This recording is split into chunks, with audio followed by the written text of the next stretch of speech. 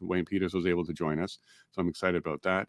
And I absolutely am very excited that we're on 8 platforms plus 2 more. Looks like we've been added to Wayne's platform possibly. So yeah, we're everywhere here today. So I hope you enjoy this episode.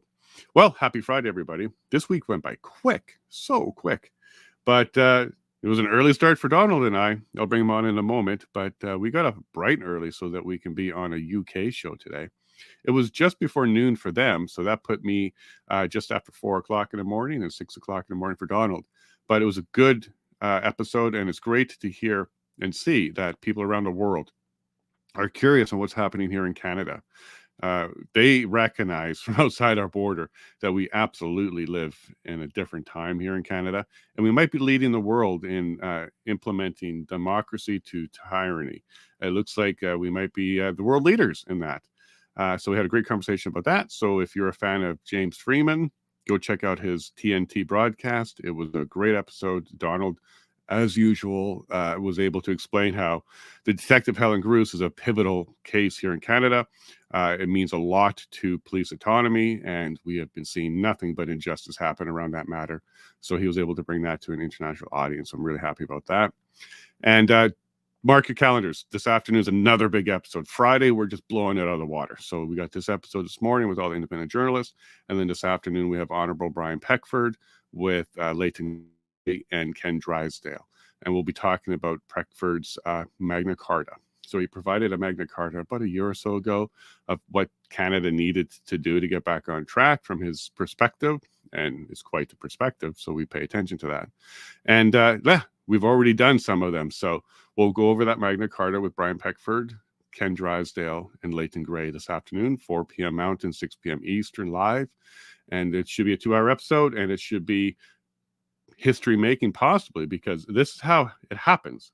Just so you know, you just get a couple people together, they talk about some ideas, they spread the information, other people like it, they get behind it and support it, and before you know it, we have a new flag. That's kind of how this kind of thing works. So let's give Brian Peckford some time today. We'll have a conversation about his Magna Carta, and we'll see where we go with that. Also, we had several episodes this week that are must watches. Please just go back and just watch. You can do the Lavigne show and chill this weekend, but make sure you get some of these episodes in. They've been strong, and I really am really happy with the amount of independent journalists that have come out to speak to us. Shadow Davis yesterday, so right before his show, he goes live at 8 p.m. Central. We had him on, and we had a great conversation. Unfortunately, we had to end it because he was about to do a show. But Shadow will be back. I'm sure I'll be on his show again, and we'll keep that conversation going. So without further ado, let me bring Donald on, and then we'll go ahead and get started because this is a big show. Good morning, Donald. How are you? What a day, and I'm not on mute. How about that? You're not on mute, and yeah, you've been up for a couple hours already. Yeah, what a day. How did you enjoy James' show? Oh, great. Oh, I love his show, and, once again, a worldwide audience. I think that's about the 5th, 6th time I've been on UK radio or shows out of the UK. There's an incredible worldwide interest in what's happening in Canada right now. Do you get the impression sometimes that people outside of Canada care more than Canadians do? Like, there's a group of us that care a lot, but the majority of Canadians don't seem to be paying attention. I might disagree with you. Okay. Many are afraid. Many are frightened. They don't want to speak up. You can see my latest post today, what happened to me when I wrote an article as an independent journalist. And people have had their bank accounts seized. They've lost their jobs, their homes. People don't want to say things. People don't want to talk about it. I really think they're interested. And the interest we've seen in these shows and the articles and the journalism, the work that everybody's doing who's going to be here today proves that, I think. I think you're right. Yeah. So FUD, so fear, uncertainty, and doubt is what's controlling the Canadians. Fear. They're not stepping. Fear.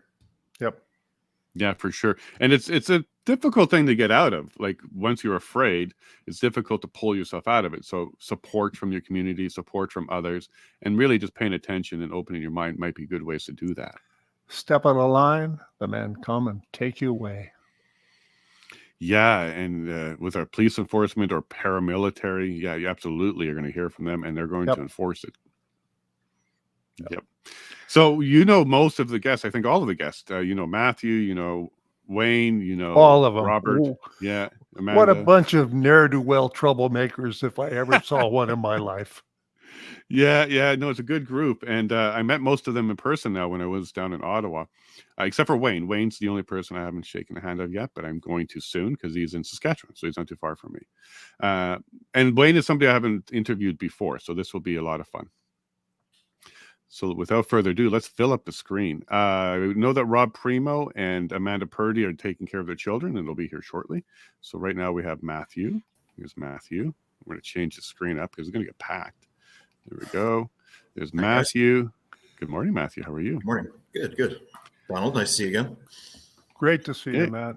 Why don't you introduce yourself, Matthew, as I bring on Wayne? Yeah, so I'm a reporter for the Epoch Times. I've worked for a couple other publications previously, and I got my start going to Carleton University for journalism. And from there on then, here I am. Oh, so you're in actual journalism. You got your degree or diploma? What do they have there for journalism? Yeah, I got my bachelor's of journalism at Carleton. Bachelor's. Well done, man. Well done. So you can show us what it's supposed to be like. Because most of us don't do that. Most of us just grab a microphone and camera and run. So this will be a very interesting conversation. Good morning, Wayne. Nice to meet you. So you're out in Saskatchewan. I hope you got your coffee because it's bright and early there. Yeah, I was kind of joking with you for the people out there that this is way earlier than I usually work. My day typically starts from about 11, 10 in the morning till about 2 in the next morning. So I had to cram my night into a little bit of a shorter span, but I'm looking forward to this. It'll be fun. We need a lot more of this out there. I've been able to, take part in a lot of these different things, and it's interesting because when I first started doing this, grabbing a microphone and running, there was not enough people to fill up the windows we have here now, and now there's a lot of people doing this, and it's doing really great work. It's good to meet a bunch of you. It is great, and we have a good community in the independent alt journalists. We get along. We don't consider ourselves competition. We don't challenge each other that way. We all are focused on the big beast, which is the mainstream media.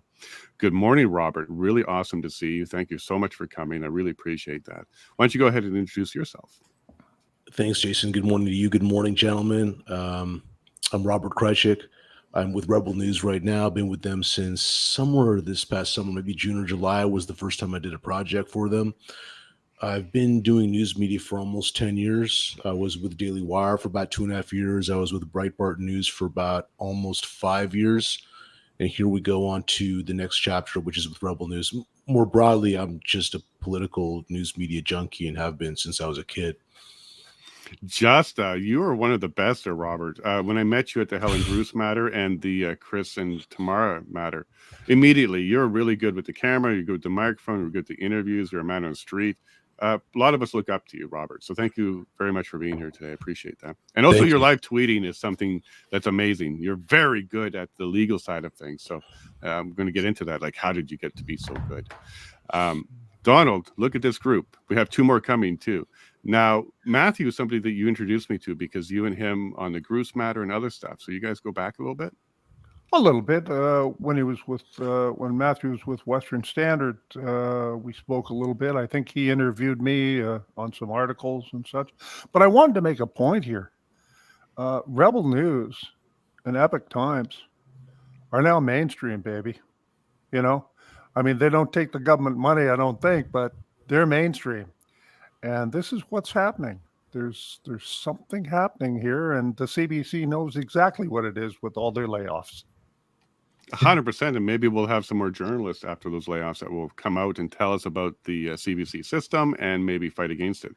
So, Matthew, is that an insult or a compliment to be put into the category of mainstream media? Well, I think there definitely is a shift going on right now. You see a lot of legacy media outlets that are just bleeding people, bleeding resources, and the CBC especially is on a downward spiral that I don't think they might be able to come back from. But it's good. It's good to see this sort of decentralization of news media in Canada and these alternative sources and outlets popping up here and there. And I think that it's good to have that alternate perspective, and again, have things sort of decentralized, and not have one source of news in this country that again gets $1.4 billion from the federal government. So it's a positive trend. That's a lot of money for sure, and there should be a better ways to spend that. And by the way, I love your maps in the background. You know where you are. You're in the world. You got the Canada map. Yeah, you know where you are. Wayne, I know that you have a documentary that you just released, and it was really cool. Do you want to let people know who you are and what you work on? No documentary here. I do. I try to fill in the gap in between what other people aren't doing. And typically, when everybody's looking at left, I want to look right, because that's kind of where I made my little niche in covering things. And I want to make a point about the legacy media versus this. I think that we give them far too much credit. I know even for myself, for an independent small outlet, there's just me. There's Wayne and Wayne's World, and that's What's Up Canada. I typically on social media, up until the last couple of censorship bills, would reach and have at least half of the engagement of CBC nationally. So for one guy to reach half of the people that $1.4 billion does is a really good reason why they should be laying off 600 people. Now we need to just stop the $1.4 billion that they're getting.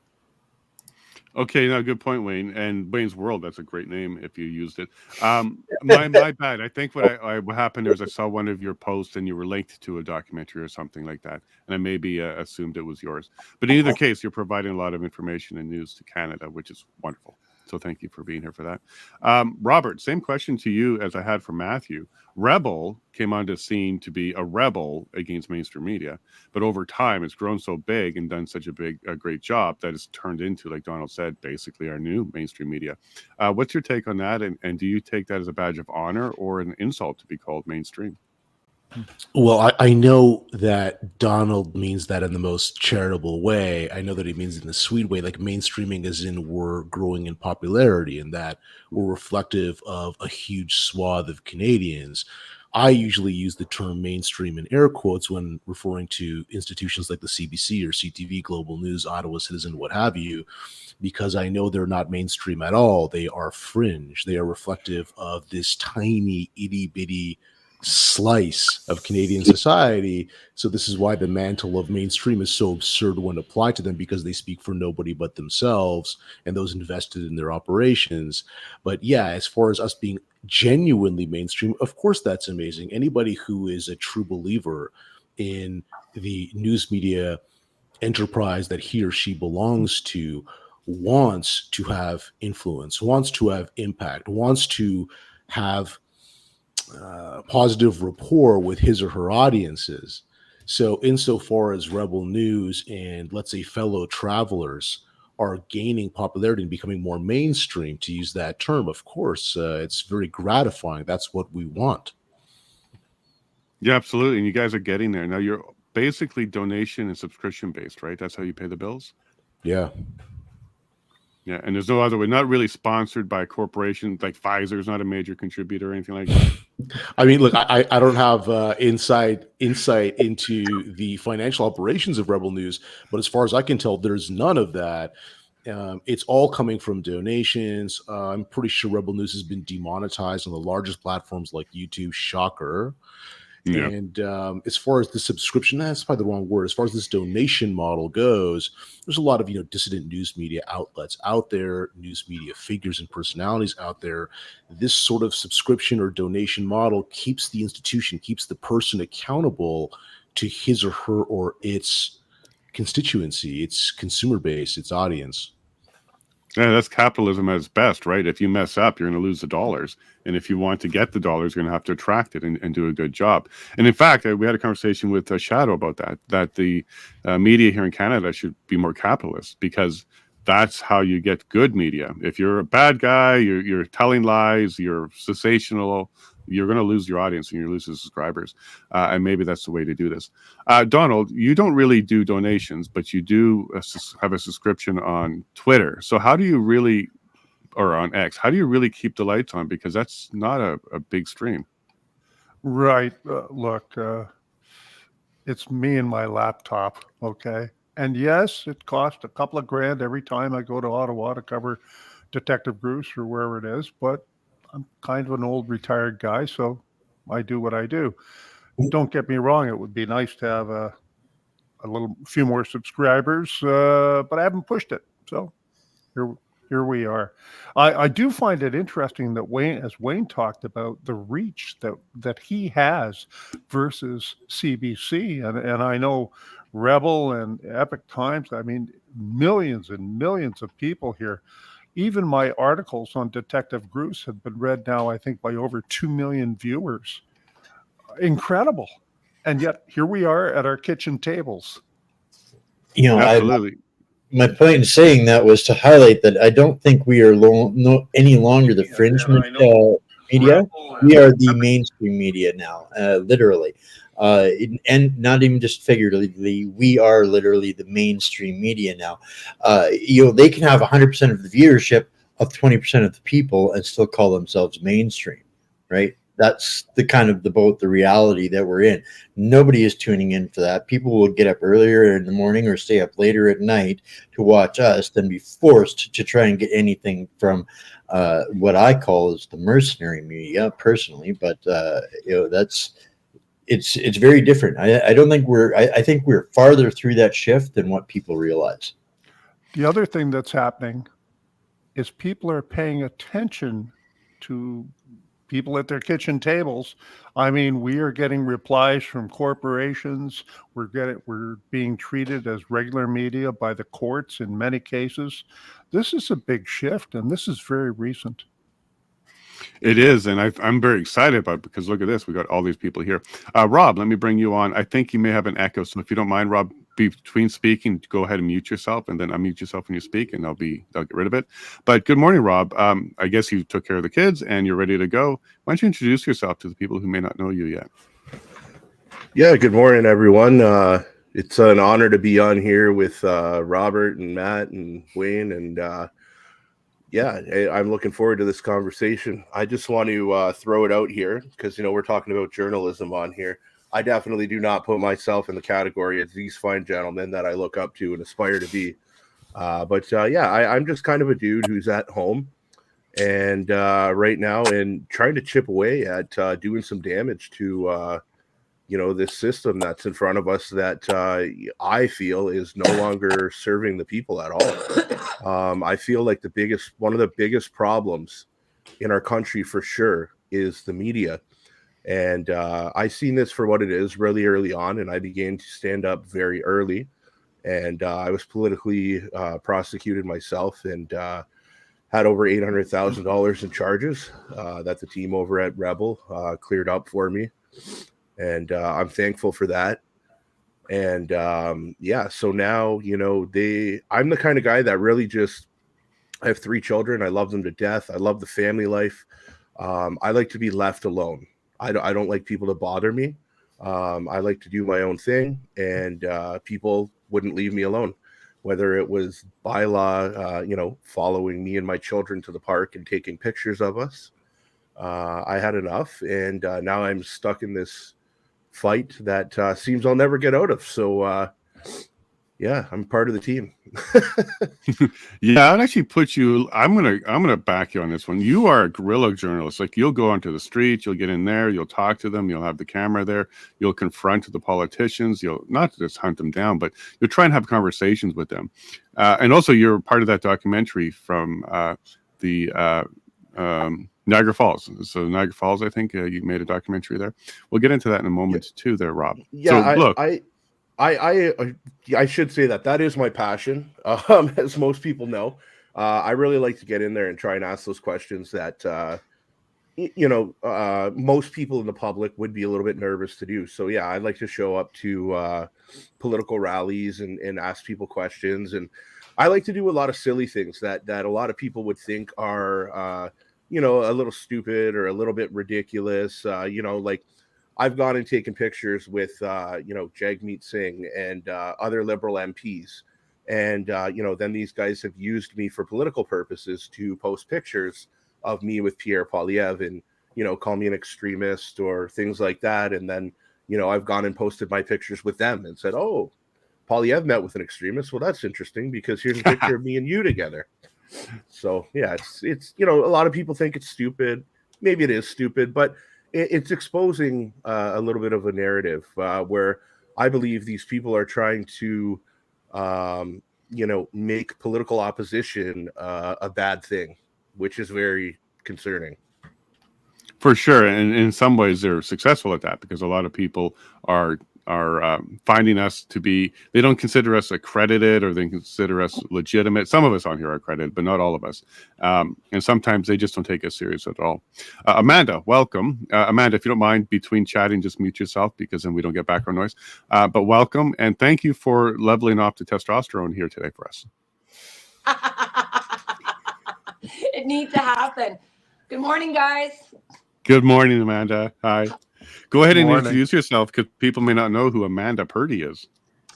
Amanda Purdy, formerly known as Miss Cannabis Court. We now have my name. My name is now going to be used with a little bit of pressure from everybody.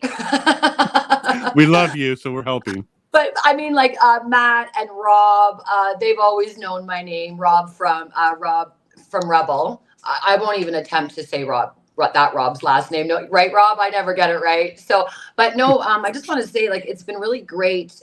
Like Rob from Rebel, Matt, we've sat in the Tamara and Chris tweeting since the beginning. We hang out, we have lunch, it's really nice that we all kind of have respected each other's little, niches.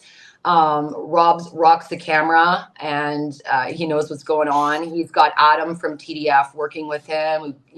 They're such a great little team. Adam is usually sitting with us and kind of, if they're testifying and there's exhibits and dates, I'm like, what date did they just say? We all kind of work together to make sure we're getting the information out there. So it's super awesome. Primo, I just want to say hi. It's finally nice to see you and be in a space and talk to you. We've texted, we've chatted in the background. His daughter scored a sweet goal last week at the soccer game, so he was pretty pumped about that. Rob and I talk parent stuff in the background, so that's pretty cool. And Wayne, I want to say hi. We've never met. It's nice to see you. When I saw that you were going to be on the show, I quickly went to check him. Am I following him? Did I block him? Are we good? You want to make sure. I'm like, oh God, which one is this? Yeah. So that was cool. So back to introducing you. I just wanted to say hi to everybody. It's really nice to see everybody in this room. I adore hanging out with Rob and Matt. And when we have breaks in between Tamara trials, when I don't see them, it's like, I'm missing my people, So I was excited to see Matt show up yesterday. It was actually his fault. Just so we're all clear on what happened with the tweeting yesterday. Matt came in the room a couple minutes late. So the court reporter had already read the warning. And so she had to come over and tell Matt quietly. She literally got up from her chair, left the bench while Mr. Manson was doing his arguments. And she came around and told him that he had to turn his computer off. What else did she say, Matt? All said no coffee, which applied. No coffee? She said no coffee. Meanwhile, I had my coffee cup sitting there. Yeah, that was why I thought it was strange that she completely ignored you and came right to me. But well, you are. Yeah. No, it's all good. It's all good. So look, Robert, so you've been with Daily Wire, you've been with Breitbart, you've been currently with Rebel. What is it like for you to see all these independent people just coming out of their kitchens and doing stuff? We're not professional. We're not actually educated on this. We're just doing our best. What is it like from your perspective, seeing people like us show up at the court, tweet, hang out, talk to people? Is it odd for you, or are you encouraged by it? No, not odd at all. Definitely encouraged by it. I'll take off my Rebel News hat or my professional hat and put on my Canadian news media hat. Just the fact that I'm a fan. I'm a connoisseur of news media and have been for a very long time. I despise the so-called mainstream media. I've just seen it for what it was for 2 decades at least. Since I was a teenager, I was already skeptical of what I was seeing. So to see dissidents arise and to see people challenge these supposed conventional orthodoxies pushed by these institutions of power is, of course, what I want to see more and more and more of. Now, we're making a sort of remarks about this classically, professionally trained, and thank God Matt's from there.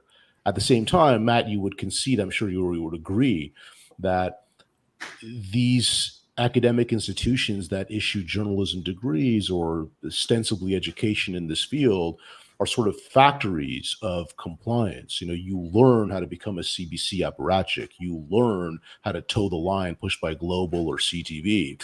So the fact that there are people like the esteemed panel here and others who are, we can call, let's say, independent journalists or dissidents, is the only possible remedy to this corrupt apparatus that we're all fighting against. So I want to see more and more of it, and just see people ascend and improve and get better over time, myself included, of course, because that's the only way we have any chance of saving this great country and Western civilization more broadly. Absolutely. And this is what I like about markets, is when there's a need, it's filled if you have entrepreneurial type people. And I think independent journalists need to have a little bit of entrepreneurial in them in order to do this, because you got to invest your time and you got to build something, and you may make mistakes, and you got to pivot, and you got to do basically anything like a small business or a startup would have to do in order to survive. Now, Donald, you've watched media changed a lot over the years, from your time as a police officer to now. Is it better? Like, the direction that we're going, is it better? Because I think, from my perspective, we're basically having to scrap together the news because we don't have an institution anymore. So is that better, or would you prefer to see the institution just be honest and trustworthy and back to journalism in general? Well, it would be nice to have real journalists in whatever we're going to call them, the CBC, and by that I mean independent, but they're not independent.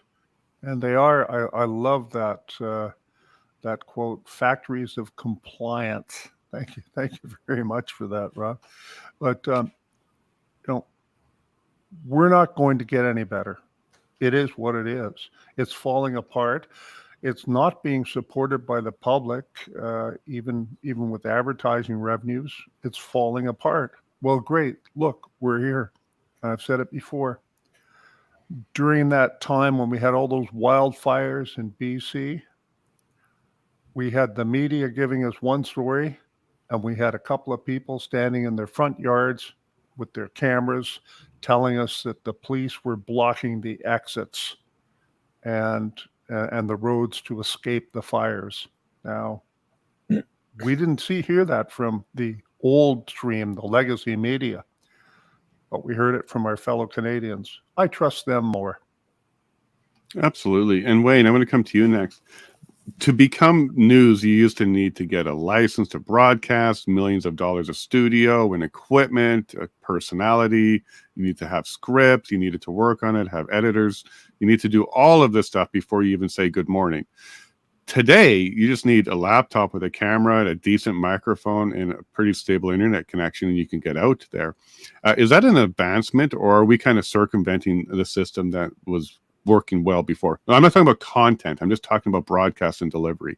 Is this an improvement, or are we kind of stepping back because we have to kind of grill it, get like guerrilla type of thing, just get it up there? What is your take on the current production quality? There's a huge difference between production and news. Television killed the radio star. Internet will kill the television star. I think that's where a lot of this is at. The Titanic can't turn like a speedboat can. People in the industry, they completely, the entire concept of what the internet and its capabilities has escaped them entirely. The internet is a two-way broadcasting medium, and they are continuously only projection media. So I think that is the biggest facilitator in the change. But I think the biggest thing that's been missing is the journalistic spirit. Journalism is nothing more than holding governments to account, and this is where the legacy medias went off of the rails so long ago when journalistic spirit and intent left the building for money, profits, and advertising feelings of advertisers. So it's a really, it's a completely different ecosystem, I think, anymore. And I don't think that there's even comparables in it. I never had a degree, and I feel bad for people that invested in a degree in all of this education in journalism. But to me, journalism news is just relaying information, the truth, and that doesn't take a degree. And that's what we're seeing happen over the course of people adopting and embracing the new technologies. That's been the game changer. Well, Matthew, you got your bachelor's in journalism, so you actually went through the education, did all that, and did well at it, and excelled at it. Why don't you give us a bit of a perspective, because you went through that? Was it beneficial to you? Are there pieces of it that you were able to bring forward into your current news, independent journalism? Or is this a completely different beast if you're getting into independent journalism? Can you maybe give us an idea of how your education has either helped or held you back?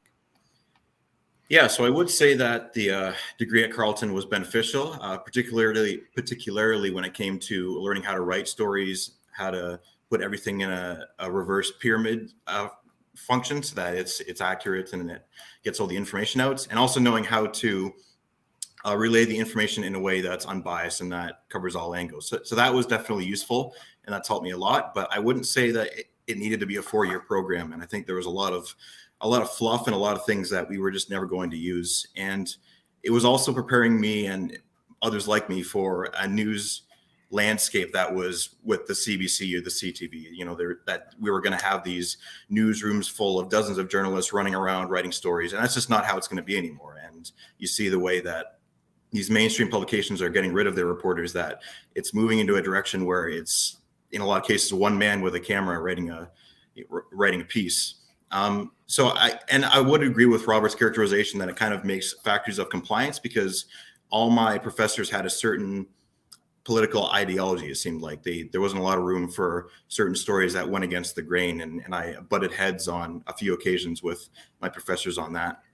So yeah, and I mean, my first outlet, I worked for the Ottawa Jewish Bulletin right out the gate, and my editor had never gotten a journalism degree. Like, he became a reporter with just a communication. So it's not necessary to have a journalism degree, but the main thing is to know how to tell stories, how to write, how to speak, and one of the most important things is to know how to get on the other side of your biases in a lot of cases, and make sure that you can see on the other side of what you personally believe, and that you can just tell the truth, whatever it is, even if it goes against what you wanted to have happen. You need to be able to tell that story, and that's how I feel about that.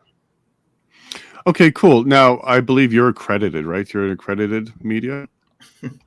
Would you be called that? Enough, my previous outlet, the Western Standard, was accredited with the Parliamentary Press Gallery, but the Epoch Times is not, and we're currently going through the processes to get around that and be allowed in the Parliament.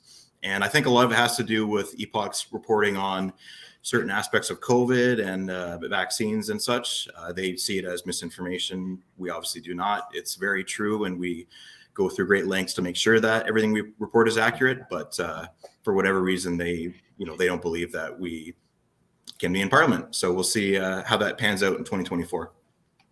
Okay, cool. So what is the process for you to do that? Because you don't want to become accredited, but you still want to be inside the galley? Like, is there a way to do that? Like, what is the process you guys are trying to do, if you don't mind? Yeah, so if we're not accredited, then we can, like for example, I attended the state visit with U.S. President Joe Biden. Like, we're able to get accredited to other events, and we can sometimes do temporary press gallery passes. But in terms of going there and asking Pierre Poilievre questions or asking Theresa Tam, which I'd really like to do, that's a bit of a trickier process. So I end up working from home a lot of the times and watching a lot of these press conferences on CPAC. And again, that just goes to the decentralization of news media, where you don't have to have all these reporters in the same room asking politicians a question. You can just work at home, don't have to go to an office, and make things work that way. Okay, cool.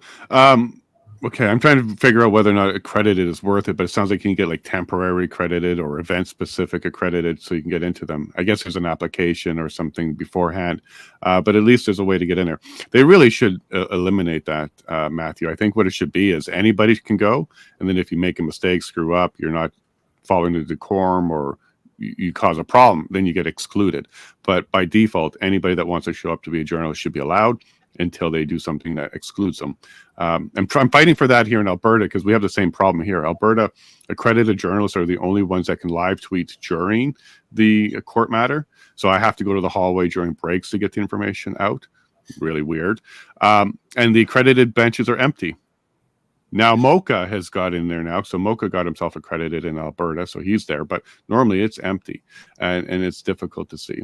Donald, there's some challenges to not being accredited, but you found, for example, the Detective Helen Gru's matter, you're able to act as an accredited by recording for the proceedings for your notes and stuff like that.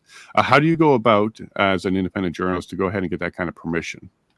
Well, once again, this is very new and very exciting that institutions, in this case, the Ottawa Police Service and the prosecution and the trials officer, the judge, recognize that I'm a journalist and you're a journalist. And he set the rules, the trials officer set the rules that journalists are able to record. He trusted us. We're not able to broadcast it. We're not able to put it on our website or post entire transcripts. But for our own notes, he allowed us to do that. And I really am grateful for that. And it's interesting because I have not been a fan of trials officer Chris Renwick, and he knows it, and neither of you.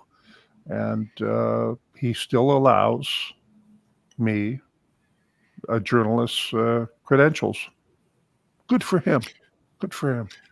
Well, I think that could be because you are fair. So you will tell the truth about Chris. He was an officer that did a good job and retired. Like, you're fair with your coverage. So maybe he recognizes that and could be why.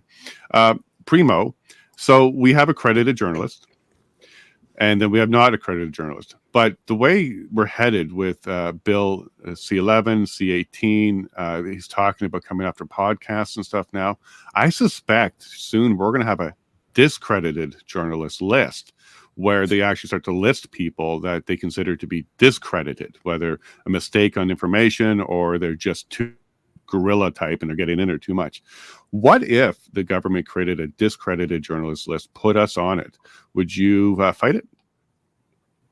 I don't know that I'd fight it because you know what happens, Jason, is if they make a discredited list and they put our names on it, then in 3 or 4 days you're going to have twice as many people on Twitter as you do right now. Your Good YouTube point. channel is going to grow twice as much, and that's just the fact of the matter. Twitter was a platform that I didn't even have an interest in at one point, and I apologize. And all of a sudden Rachel Gilmore started tweeting things about me all the time. So I'm like, I guess I'll join on here and I can defend myself. And, when I joined on there, all of a sudden I had 12,000 followers in like 3 weeks. And it was just because of all the negative things these people were saying.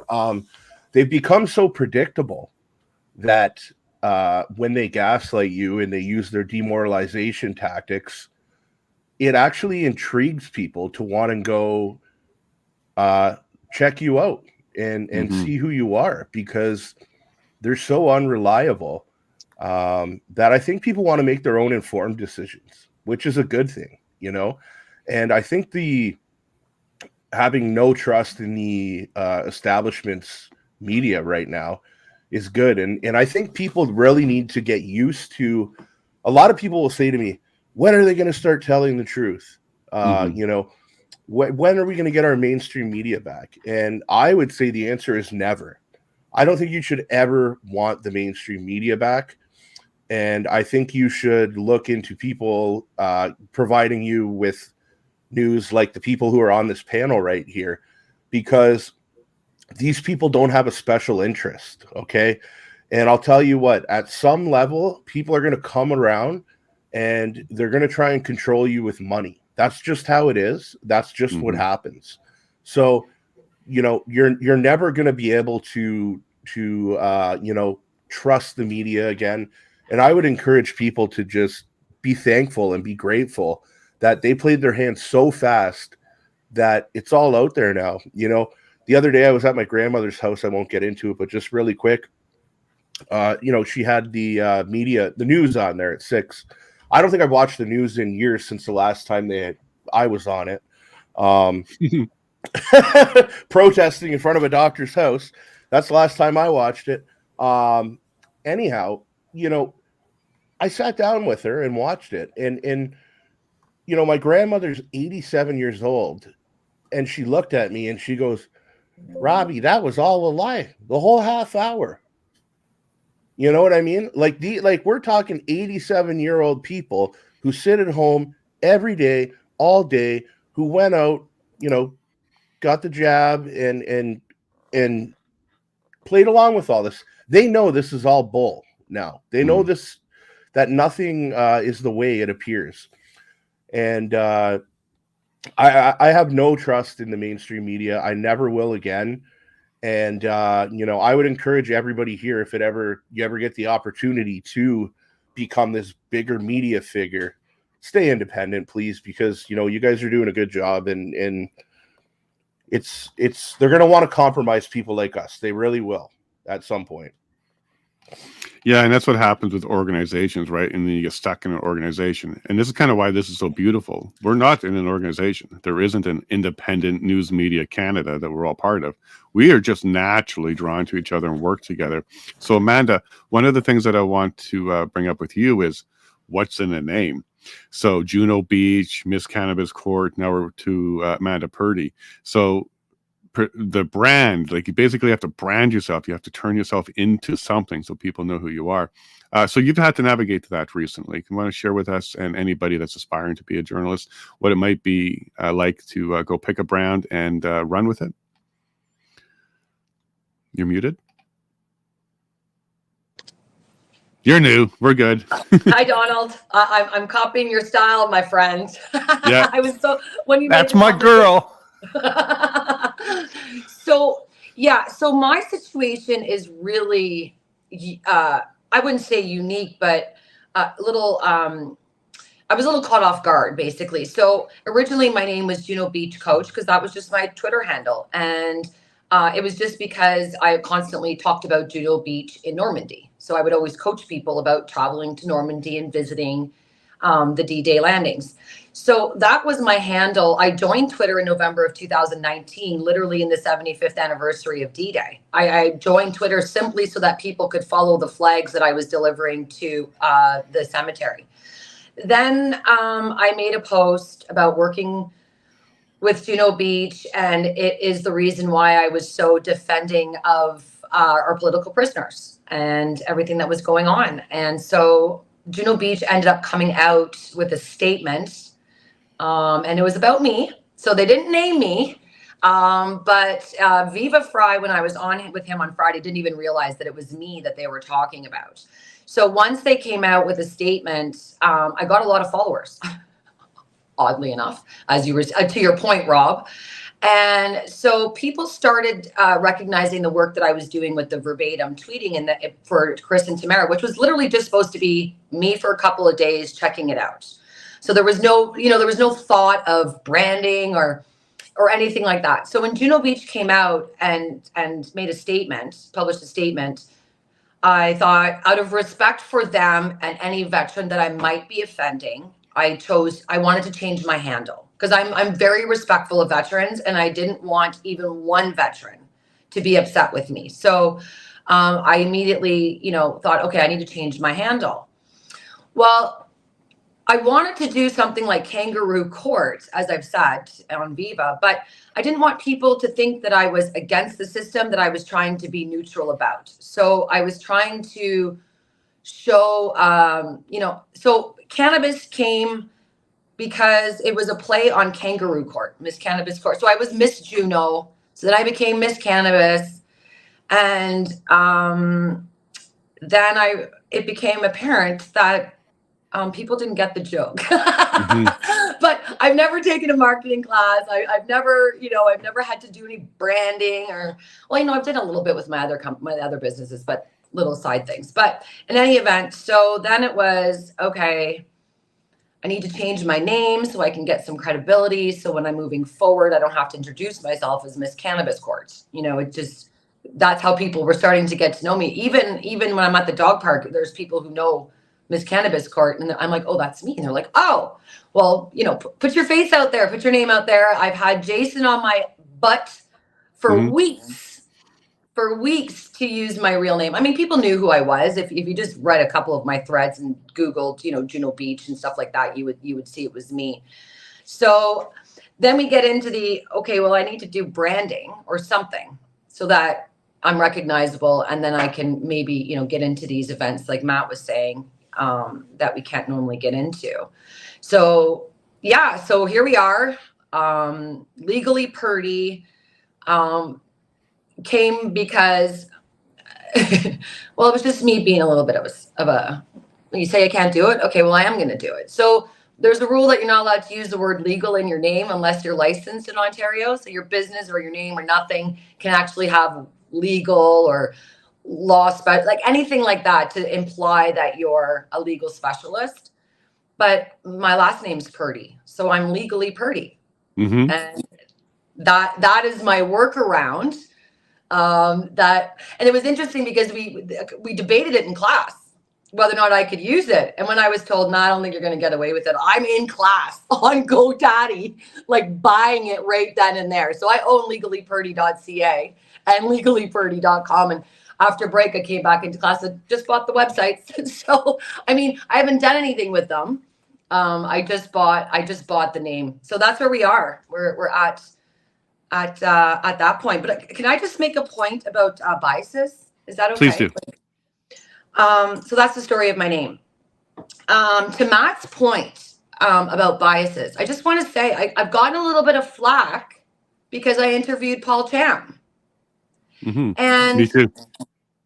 I just want everyone to know that I just wanted you guys to hear the other side and hear the story from him. And so it doesn't mean that I agree with him if I interview them and if I talk to them. There was Matt was there in the morning, and then he had another story he had to write. So I was the only one that was able to do a presser and get some information out of them and get them on video. There was nobody else there. I was the only one.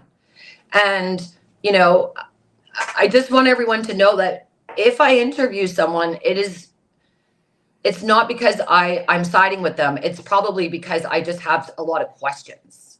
And because I don't understand, because I've literally have come into this in September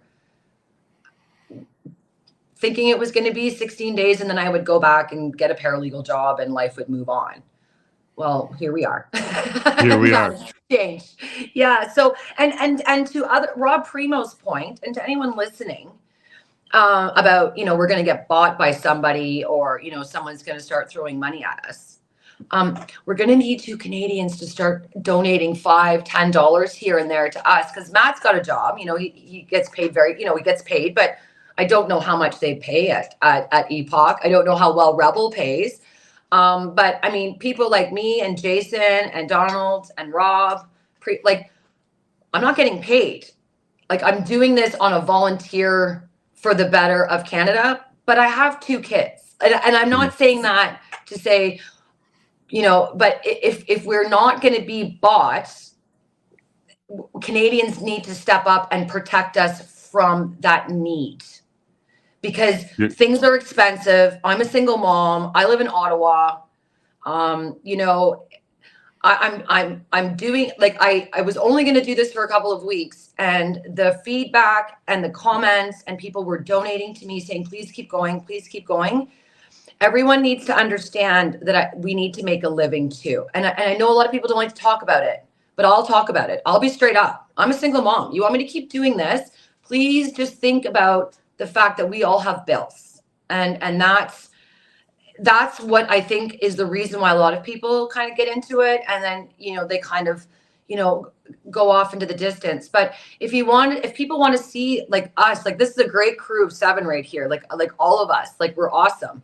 And we all mean well and we want to do well. And I think Canadians really need to recognize that when they're on Twitter and they're reading our tweets and going, oh, this is great, we aren't behind paywalls, and just remember that the person that's putting that information on X has a family they're trying to support. And that's a big thing for me. If you want to call us grifters, fine, but I'm sitting in a courtroom every day in, day out. I'm not at home or at my other job, tweeting on my breaks, or, working at another job and tweeting while I'm working. Like, in order for me to bring you the information I bring you, I literally have to be in the courtroom, which means I can't be working for someone else, Yeah. So just, I need Canadians to recognize this, because I've changed my name. I'm going to give it a go. But if the money, if I can't give my kids a good Christmas this year because I've sacrificed the last 3 months, there comes a point where we have to think about what's more important for our own children. And I get that what I'm doing is to make Canada better for them so that, they can be who they are. But they should be able to enjoy the same things their friends are. That's all I want to say. Not a problem. And as your audience grows, that will fix itself. There's some very generous people out there, very good people out there. You will attract some supporters for that, Amanda. So keep it up, especially now that they know your name and it's not cannabis. And they don't think they're supporting cannabis in any way, because that could also be a barrier to some of that as well. Robert, one of the things that she mentioned was biases and how quickly, I hate using the term like our side or anything like that, but how quickly our audience will turn on us if we, for example, I also interviewed Paul Champ. It was at the POEC. He came out, it was on the last day right after Trudeau, and he was wearing his mask. And I said, hey, Paul, can I interview you? He came over, tore his mask off, and got inches away from my face as we shared my phone for the interview. So obviously COVID doesn't happen during interviews for this man. But me too. I also got a bit of a pushback from my regular audience on, like, why are you platforming people like that? Look, from my perspective, I will say the same thing as Amanda. We need to talk to everybody, and we shouldn't be controlled by even our own audience and supporters. So if they're going to be mad over that, hopefully you come back tomorrow after a cup of tea, because the job should still continue. Have you found that as well? And how do you navigate that particular road where your audience may not like this particular interview, but this is journalism. We need to talk to them. It's a great question. By the way, can you guys hear me okay? I had to switch my mic. Sounds all Yeah, right. you sound good. Yep. Okay, so it's a problem, and the only way to overcome that is by doing quality journalism and hoping that you can win over that sort of recalcitrant, obstinate audience member or even donor or benefactor, and explain to them that newsworthiness in the form of a figure or person is not contingent on them being on our side, to borrow that phrase. And the idea that we're only going to speak with people that are aligned with us is totally absurd. And by the way, how do you even determine what the parameters of that would be? Does he have to agree with me 99%, 97.2% on this issue, that issue? It's crazy. We have to have dialogue, open dialogue. And by the way, if you're speaking with somebody that you disagree with strongly on some sort of political or philosophical matter, or even somebody that you personally despise, there still can be newsworthiness in there if that person, him or herself, has value to the audience in terms of what his points of view are. If I speak with a politician or figurehead who has wicked points of view, like some sort of person obsessed with centralization or depopulation or whatever you want to call it, we can have a contentious interview, or we can even just have an open interview. Again, don't need to accept this premise that speaking with somehow constitutes platforming them and legitimizing them. And by the way, even that point of view, that somehow you should not platform a person that has points of view or attitudes that are supposedly out of bounds, is an expression of contempt for the audience. That somehow the person warning you against doing that and saying that, oh, you know what, Jason, you shouldn't talk to that guy or that girl, they're telling you that they think the audience out there are a bunch of fools that can't see the truth as it is. And I hate that attitude of condescension towards a person's perception of the so-called ordinary person. It drives me insane. And by the way, this relates to something I wanted to get to a moment ago. You folks were speaking about accreditation. And how I think this itself is a sort of evil concept, the idea that we're going to have some sort of boundary or hurdle over which a news media person or outlet has to jump through to get permission to report on something of public importance. I can understand registration. You know, there's only so much capacity in the House of Commons, for example, or at some event where there are going to be politicians speaking. I understand that. But the idea that, oh, wait, hang on, let me check that guy's resume. Where did he graduate from? Who does he work for? This is disgusting and evil. This is totally Soviet. And we need more decentralization, not less. We need more openness, not less. And that's why I think the whole idea of these sort of gatekeepers to who is allowed to be a journalist is insane. The idea that we're even going to have professional licensing for this profession. By the way, I'm an anarchist here. I sort of oppose the idea of professional licensing across the board, at least insofar as it's controlled by government. Okay, just that point, I'm going to get that out there. I don't think we should have physicians professionally licensed by the government or go down the line. But yeah, when it comes to journalism, of all things, the idea that you know, we've got to have a government control over who can report what and how. It's just disgusting. Yeah, and I agree completely with that. And by the way, I think you and I agree with about 94.7% of the time. I'm glad we're still friends, even at that number. Donald, look, we try and do a show every day. I do an afternoon one, but in the morning we do one every day. And it's like we're growing this bandwagon. There's a lot of people starting to come on, and we're fighting the big beast. We're looking ahead, trying to take on government, legacy media, and we're also trying to bring the stories themselves. So we're dealing with all of that.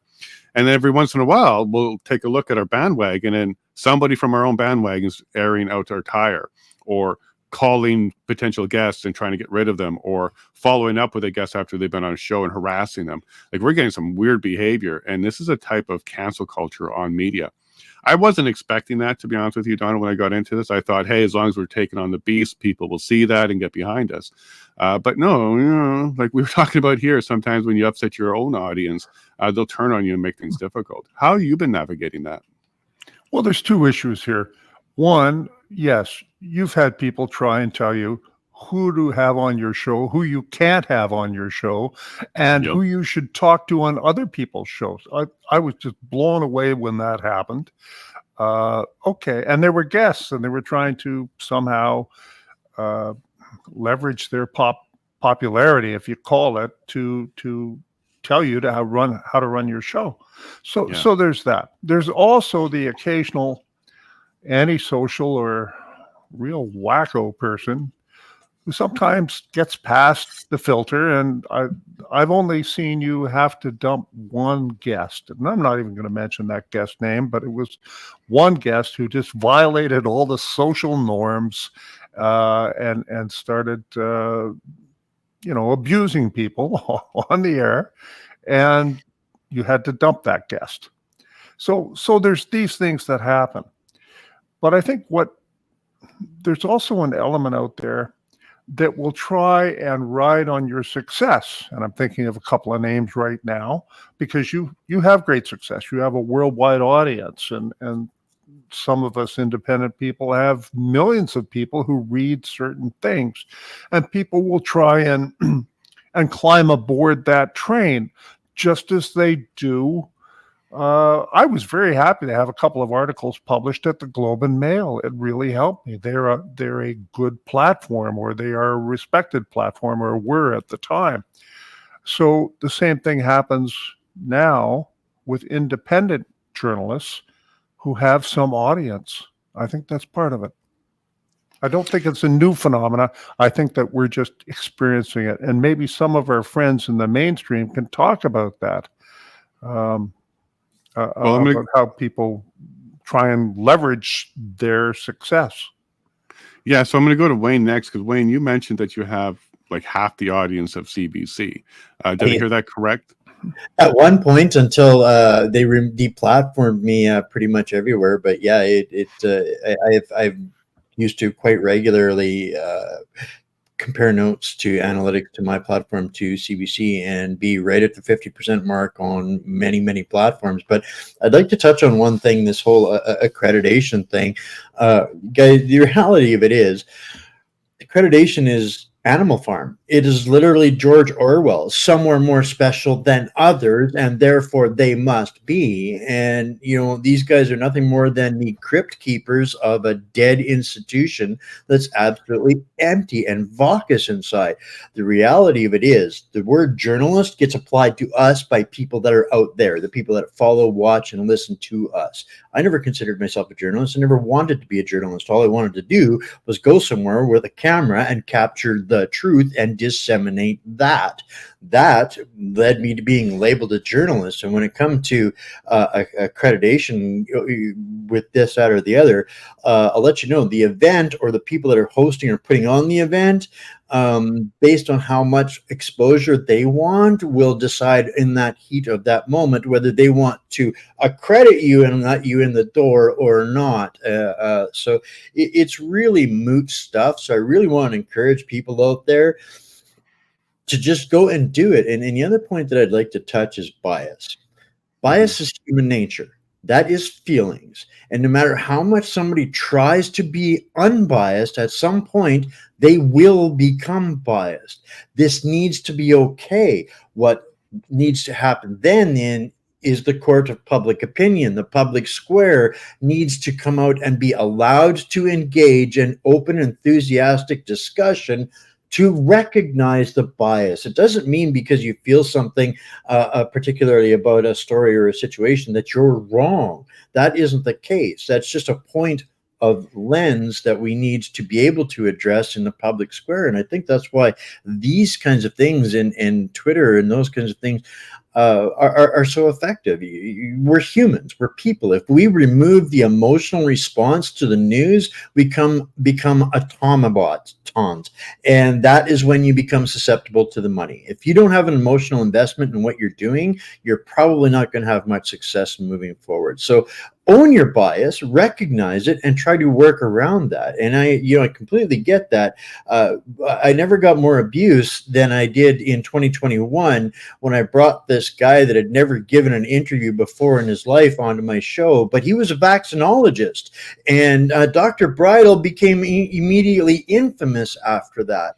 But the abuse that I got at that time for being a vaccine maker onto my show in 2021, holy mackerel, man. I'll tell you what, these so-called supporters and followers, they got no claim against the what they call the radical left. When it comes to vitriol, I think the people that are within our community and our echo chambers and spaces can be equally as biased and vitriolic and denying the opportunity to grow the environment of truth and information. So just some of my observations in the few years, 5-6 years I've been doing this now. Well, I think you're being a little bit kind because you said just as or equally. I think we could be worse because we are the type that will take action, be persistent, and really go after you. And that's a beautiful thing. Like, that's a trait I don't want to have leave our followers. Like, I really like the fact that they will speak up and tell us what they think. I find that to be passionate and honest. We may not like it, and it may actually hurt our follower numbers and stuff like that.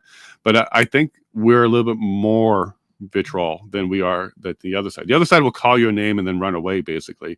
But our side will stay on it, and they'll stay on it. Personal, and they will hunt you for it because you offended them with guest or your show, and they will they will make it a cause and purpose to cancel you because how dare you, and they treat you like a traitor if you try to have an open discussion with anybody from the other opposite side of the opinion. And it doesn't even mean the opposite side of the political spectrum or ideology. Just at that moment in the opposite side of the discussion can be enough to get you sentenced to canceling.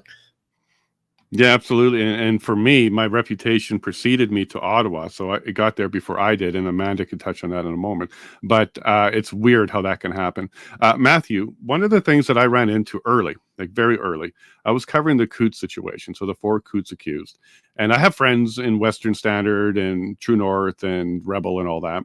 And I reached out to one of my friends and I said, hey, look, I just brought to my attention that there's 4 men still in remand, pre-trial, no bail, getting back into that story. So I reached out to them and said, hey, can we talk about it? What do you know? What information do you have? And, can you help? Basically, as I reached out to one of those media organizations, one of my friends there. And I don't want to name the name because I don't think it's really their fault. But what ended up happening was the response I got was, I know one of the men personally, grew up with that man. I know that there's no way he did this. He's not that type of person. He's a very good community person. But I can't help you. Keep going. You're doing the right thing. And this was from an alt media organization and a very respected member of that organization. And I was taken aback. I was honestly expecting to receive a bunch of documents of what they found and maybe share some of their in their investigation with me. But I was basically told they can't help, but they want me to keep going because it's the right thing to do. I found that peculiar. Can you maybe shed a little bit of light on why that would have been? Do you think it was a personal thing, or do you think something said, don't touch this subject? Because the Coots accused got like no attention from anybody, a little bit from Rebel, so we'll give him credit there, but not much from anybody else. Yeah, so I obviously can't speak to what was going through the heads of these people at this news organization, why they would choose not to cover Coots. But I would say that perhaps, I mean, like Epoch Times, we've done a little bit of coverage of the Coots situation, and Donald has been a great help talking about how it could be seen as a political prisoner situation because they have not been let out on bail when there's been, gangbangers, drug dealers, attempted murderers that get out on bail now in Canada. So it's a really volatile and a bit of a strange situation, and the lack of coverage could be because of its volatility. And it's tough to say. I mean, I know for one media organization I worked with, and I won't say any names either, but we had a pretty good story on the issue of vaccines, and it was a really disturbing issue around it. And everything in it was factual and it was well researched. And I talked to a bunch of different people involved in it, but we didn't end up going with the story because there were fears of us getting kicked off of Facebook. And a large part of our audience came from that site. And that would have been a huge blow to our readership. So, and that I think happens in a lot of different cases where media outlets just have to shelve a story or go with a different angle because of how it's going to turn out in the end. And you saw at the National Citizens Inquiry, there was a former CBC journalist that was really concerned with the narrative around COVID, with the lockdowns, the vaccines, the masking, and she ended up having to quit because she saw a lot of the stories that were important were not getting covered. The outlet wasn't giving the narrative around all the protests that had thousands of people against vaccine mandates. She had a story on a vaccine injured woman, and the entire meaning of it was changed. And she just felt that something was amiss, and the media outlets felt pressured to go a different direction. So that could be what was happening with the Coots situation. I will say that there hasn't been a lot of coverage on this from the mainstream, which is disappointing, but not entirely surprising. But it just goes to show what the threat of being demonetized or being sent legal action can do to media outlets, which is good why we have these independent journalists who are a lot more fearless and in some cases don't have a whole lot to lose compared to these big media outlets, and they can go and they can tell these stories. So it's a really important part of the changing media landscape. That's a good point, because we are subscriber or viewer based, and that's where our income can come from. We get very sensitive to losing them. Now, I ran into a situation, I won't name them, but you can go into my X and find out who it is. I was approached to write an article about the Coots accused. I wrote an article on Chris Carbert and his bail hearing, which is coming up next week. And it was accepted as a good article, went through the whole editing stage, made one typo change, and then it got submitted for inclusion. And I was surprised to find out that I wasn't going to be included. And the reason why was they were worried about the subscriber base, because there's a cancellation attempt on me from a group in Alberta. And because of that, they were more worried about their subscriber base than Chris Carbert getting the information out and getting him the exposure he needed. Now, look, I was even this close to saying, hey, don't publish my name if that will help. But I was disappointed that this organization, who's got a reputation for doing great work, being biased, being fair, being balanced, was bending a knee to the cancel culture that they were seeing here. I'm sorry that Rob just left there, but I'll go, maybe he'll be back. But I'll go to Amanda. Amanda, I'm not trying to make this about me, because I think one of the things that journalists have to be very careful about is not becoming part of the story. not becoming a player in the story, because that kind of blurs the line. You really need to be the observer of the story and report it. But sometimes you find yourself becoming part of the story, and that's unfortunate. Now, my reputation preceded me to Ottawa when I went out there to cover the matters for Chris Barber, Tamara Litch, Gruce, and the new camp. And yeah, you had an issue, not an issue, but you had somebody reach out to you and say, hey, watch out for that guy. Can you take us through that experience? You don't have to name names or anything like that, but take us through that experience from your side. Like, you received that information, you met me, and then what happened? Yeah, so it was when you were tweeting your drive to Ottawa, because I guess you drove from Alberta, and you were kind of updating where you were and your stops. So somebody reached out to me and said, "Oh, this guy's going to Ottawa, and look out for him. Don't talk to him. He can't be trusted. This and that." And I'm like, Wow. who are we talking about? And he says your name, or she says your name, and I look you up, and I'm like, okay, I don't know this guy. Like, okay, wait till he comes. So when we were I was in a cafe at the courthouse and in Ottawa, and you entered with your wife, and because I'd looked at some of your work, I recognized you immediately. And I let you guys have your lunch. You know, you were with your wife, and then on my way out, I introduced myself to you, and right away we had a great energy. We had a great friendship. We connected right away, and we've always talked in the background. We've shared information and talked about what's going on. And because you were a licensed paralegal in Ontario, I mean, you still are technically if you just reactivate your fee. I trusted you a little bit more. I kind of put you in a, okay, well, he's not going to do anything to slander me or go out of his way to hurt me, because he's a part of the Law Society, and he would be respectable just in knowing that, you know, he's got a character he has to maintain. So that was what made me trust you. Anybody else, they could say and do, they could dox me, they could do whatever they wanted. But I will be honest, I relied on that good character aspect of the Law Society when I chose to trust you. And it worked out well. You know, it worked out well. I really like Donald. He looks very serious when he's doing his podcast, but I like when I come on and I make him laugh and I smile and I see him smile like he is right now. So yeah, it was completely not who you were. It was because you were talking about something this person didn't like. And considering all the work you do, man, if you don't like one thing, come on, move along, people. You know, just move along. We're still doing good work. And the people who are upset with you with Coots, well, you still have their fundraiser pinned as your top tweet on your page. So it's not about you. It's about if it needs to become about you so that people can find out about it, then sure, take it. You know, and all of us we know a lot more of what's going on now with Coots because of that drama. So, you know, was it bad? No, You know? I think it was journalism, and that's what happened. If you're doing proper journalism, you're going to ruffle feathers, you're going to be a thorn in the side, and you're actually going to upset people. And if you're not, then you're becoming their friend, and maybe you're more tabloid than anything else. Primo, you are really stepping up the game. So you released this documentary, and you actually put production into it. I think it was like 2 hours long, and it tells the whole story. And you really are elevating us up from rickety-dickety videos to produced and really doing good research and taking a lot of time putting it together. First, can you introduce that documentary that you worked on? Tell people how long that took to do, who your teammate was, and why are you spending that much effort into producing like videos and documentaries now? You're muted, brother. Okay, you're back. I got you. I'm back. You're back. You got me?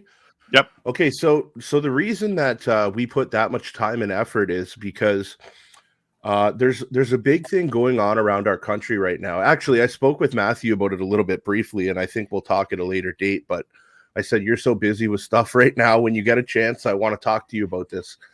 Our local governments right now, what they're doing across the country is they're becoming completely taken over right now.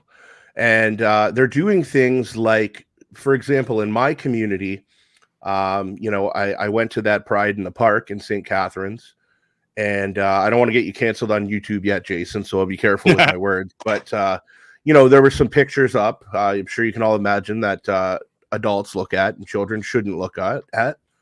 And they were posted in public. And I got that on camera, not the children. I got the pictures and that. And I put them out on the internet. And we called the police. The police did nothing. They told me that those art images were allowed there because they were freedom of expression. So, after we've seen how much weight the charter holds the past couple of years here in Canada, for those other groups, apparently it upholds itself.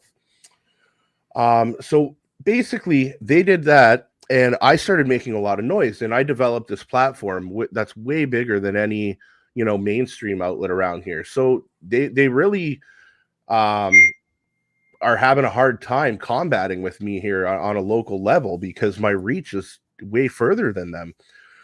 So what they did is now they're passing these local laws where the police won't go and charge me because I've done nothing wrong, right? Like they're going to follow their set of rules.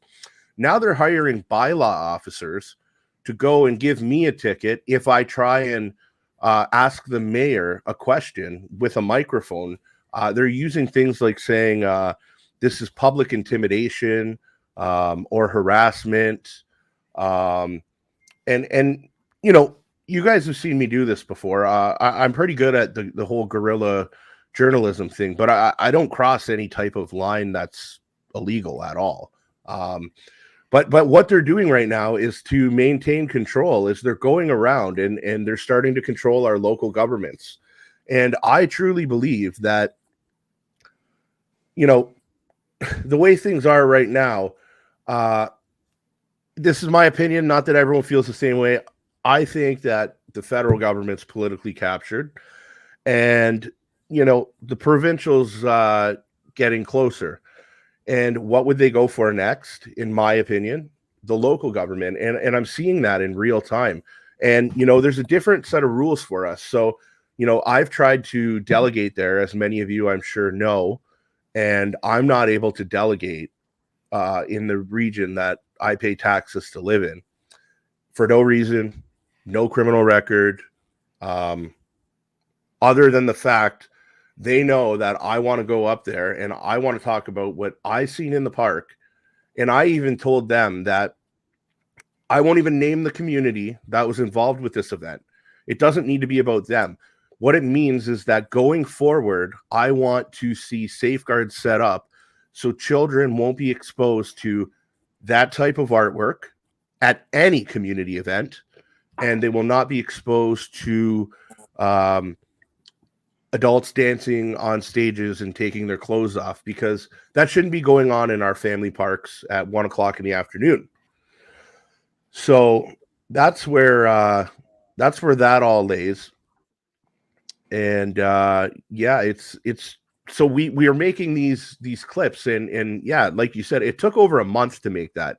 And a lot of people don't realize that, because what we did is we took actual evidence from our regional council meetings and we clipped it, and then we put the next thing, and then we put the next thing, and we put the next thing, and like that's like 10 or 15 regional council meetings. So that's a project, for example, that took like I'm talking probably anywhere between 200 to 300 hours of work.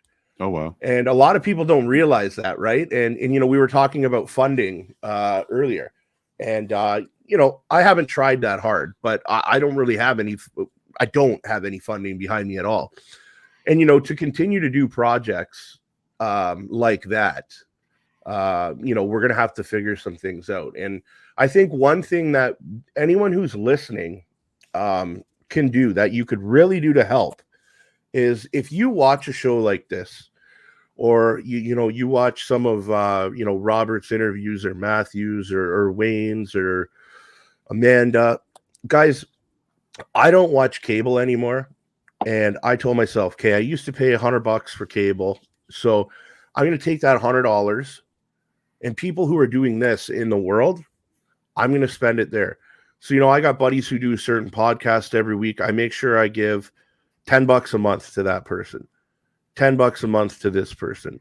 And if we all did that across the board, it would help, and a lot of people are like, these people are truthers, this isn't about money. And you're right, it isn't about money. But, like when I went and covered, for example, that Million Man March in Toronto there, I thought, you know what, I'm going to do my first full-blown YouTube video coverage. And, the way these guys do it, where you go and interview people, and then they take videos of what's going on, and then come home and put that all together. For someone like me who's never done that before, that's not easy. Like that takes me a long time because I'm teaching myself in the process. And, so I went and I stayed in a hotel, and I made that all and drove there. And then, by the time it's all done and over, it took me 2 days. And then I realized, I spent over $500. And for the first time in my life, I swallowed my pride, and I put underneath, if you like my reporting or enjoyed this, please consider donating. And I left a link. And, I have over 100,000 people that follow me on the internet. And I didn't get $1. Oh. And I'm not like mad or upset or anything like that. Everybody's struggling right now. They really are. And I get that. It doesn't matter how much money you make because of the shape our country's in. But I really think we need to find a way and put our heads together to make sure that we can keep these people going. Because I'll be honest, I do this full time right now, and it's getting to the point where I'm going to have to make a decision pretty soon. And, Exactly. I'm trying to grow like a YouTube channel I just started. And then, I have some friends who are like, you're not going back, are you? Your takes on YouTube are a little bit weaker. And I'm like, no, you don't understand. I don't want to make money off of the people I love, but I do have a family, and I do have 3 children, and I do spend 10 hours a day on this, so life isn't free, unfortunately. And we all know that, right? So just the biggest thing I want to echo is make sure you guys support these people. Matthew, I'm going to sign up for your stuff right when I'm done this. I should have done that a while ago, but I seen somebody, in your comments complaining about a price one day. And I'm pretty sure you were like, bro, it's like $1.44 or like whatever it is. Like, guys, it costs like $6 to go buy a coffee. Like, make a coffee at home one day and pay for a subscription, Absolutely. And as Amanda was saying, and that's why she said absolutely, she gets it too. We all have a short runway because we have to support ourselves, our family, and others, and even the production of this. Like internet, you got StreamYard bills, you got Rumble bills. It all adds up. But I think it's worth it. Okay. And we have to figure this out. There's a few projects coming together, gentlemen and lady, that will likely help us do this, subscription-based and other things. So stay tuned. There's stuff coming because there's a need. There's a need. Donald, the convoy, they had a narrative all ready to go. Their narrative was a bunch of hateful people coming to Ottawa, Confederate flags, Nazi flags, violent, horrible, disgusting, fringe, all this stuff. That was their narrative. Bouncy castles, lots of bouncy castles, vicious bouncy castles. Sure, but the challenge for the government on that one was people like Viva Fry and Zot and other streamers who were walking around streaming the truth. They weren't ready for that. I don't think the government was ready for that. They didn't anticipate that. And I think that was a big monkey wrench in their plans. I do believe, and maybe conspiracy or not, I do believe that they were trying to use the EA for years. This was their opportunity. But in order to get the Canadians behind it, they had this whole narrative ready to go to really hate this hateful group that was coming to Ottawa. But it got vitiated or voided by the fact that streamers were streaming. I think the consequence of that, because it didn't go well for the government, was Bill C-11, Bill 18, and other things that are coming. Because they realized, oh my gosh, people with camera, microphone can stream the actual truth. And a lot of people woke up because of the convoy, because they hear the narrative and then they see the actual video, and it's completely different. Now, with that said, Now that we're under attack, Bill C-11, Bill C-18, and others, because I know he's trying to get podcasts registered, and I'm sure he's not doing that for our benefit. Are you feeling under threat? And what's going to happen if one day they say you're not allowed to do this anymore and they try and deplatform us everywhere? Are you going to take your website down? Are you going to keep going? Like, what would be your plan if they tried to do that? Well, this is what they're trying to do. Make no mistake. You're right that they didn't expect to have the mainstream media and the government narrative totally eviscerated by a bunch of people walking around, ordinary citizens, broadcasting to millions of people sometimes about what was happening on the street. And it's not just the convoy, it's everything else. So what do? Well, the first thing we do is we can't let these bills pass, be implemented. We must resist, and we must not comply. We must make them do everything they want to do to us in public. And that's why it's so important that these journalists here and independent journalists across Canada cover the trials and the hearings that the mainstream media, the legacy media, the government media will not cover. They want this done in secret. That's why nobody's covering the Detective Bruce trial, why nobody's covering the Coots accused. They want it done in secret. So we just have to keep on keeping on. Now, look, I've got a shortwave radio sitting over here in the corner. But if we get to that stage and handing out leaflets in the on the corner, we're in trouble. We have to keep this distribution network, this internet that we have to keep it.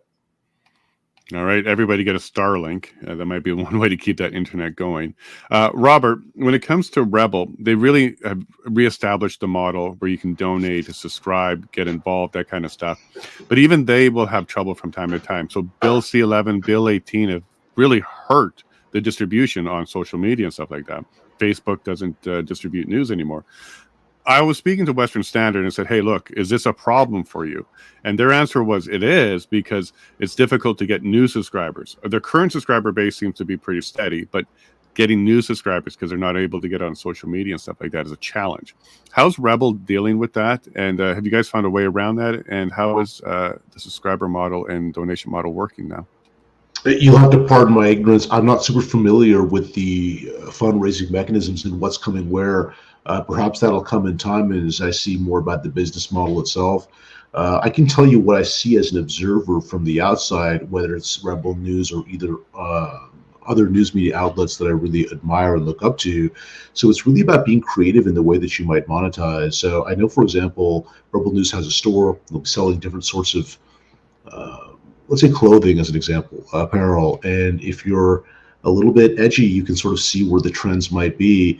We can look at Alex Jones and InfoWars as a sort of model of resistance against this, let's say, cancellation apparatus, trying to demonetize them across the board.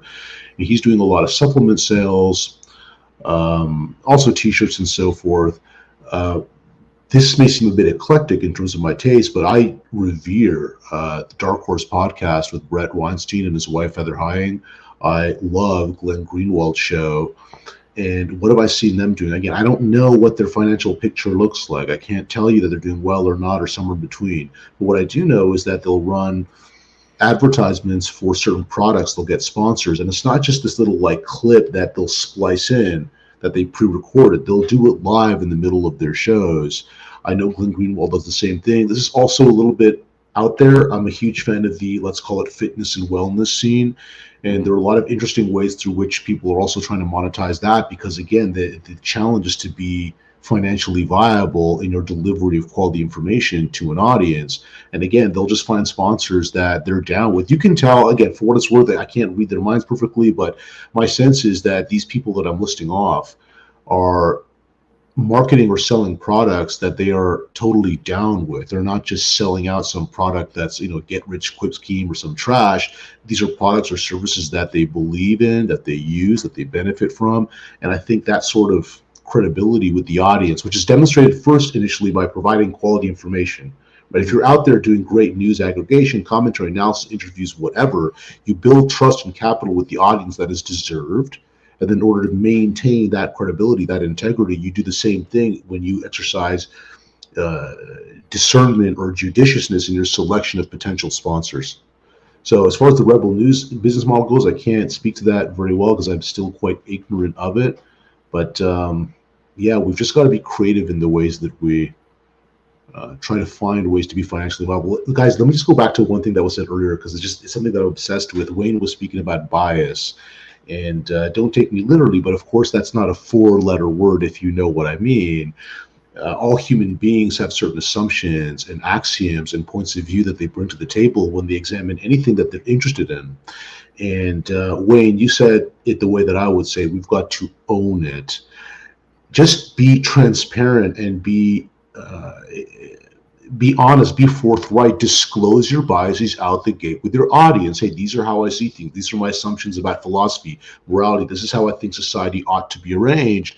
And that way, when your audience is examining the content that you're producing, they can evaluate it based on that lens. The most disgusting, dishonest, idiotic thing that anybody can do in the context of news media is present themselves to you, be like, I don't have any biases.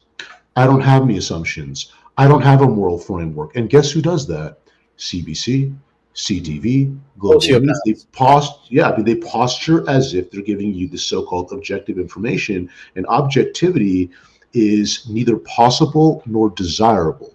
Because as soon as I choose to speak with one person, I'm choosing not to speak with another. As soon as I choose to report on one subject, I'm choosing not to report on another. So bias is always there. Objectivity is a lie. It can't exist. We might as well own that, be honest with it, and just let the chips fall where they may. I like that a lot. Yeah, 1 second, Wayne. So Wayne, I'll come to you next. So what Robert is saying there is put your bias on your sleeve and then sell that shirt, because you got to get into merch. So Wayne, how do you go ahead and keep the lights on as well, and want to go ahead and respond to what Robert just said there?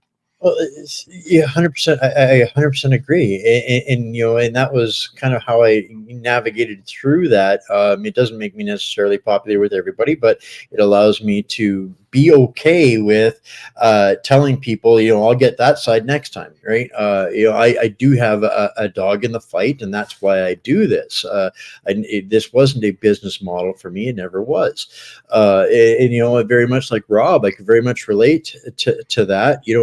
Having to grovel to survive was something that really stuck in my craw. The way I saw it was, I didn't want to put my content behind a paywall, because people needed this to make life-altering decisions. And the last thing I wanted to do was hold that information that might change their life over a $5 bill. So I was never wanting to extort people with a subscription model. So I went a different route.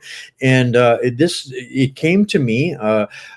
We partnered with a North American-made manufacturing company that's been established for 40 years and have started to create a shopping co-op that pays us rather than paying advertisers and marketing. And this comes to two little quotes. I'm going to put it together in one sentence, and it's going to sound like the same thing.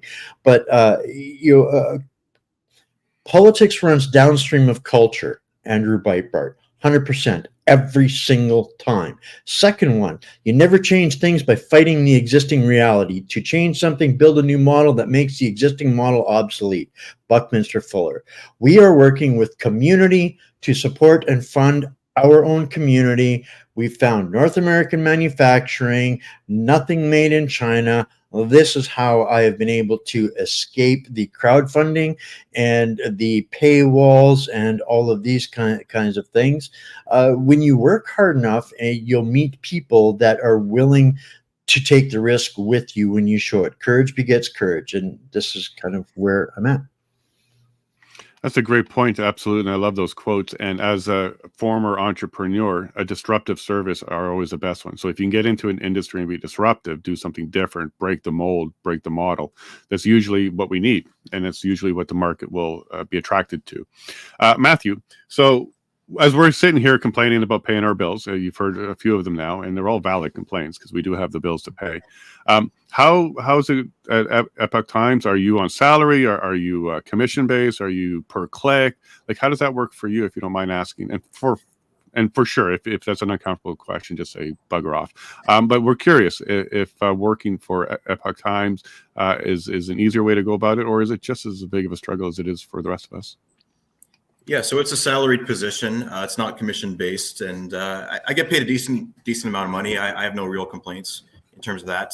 In terms of Epoch Times model, it's subscription based, and we do obviously online content and the old fossil of journalism through a newspaper medium as well.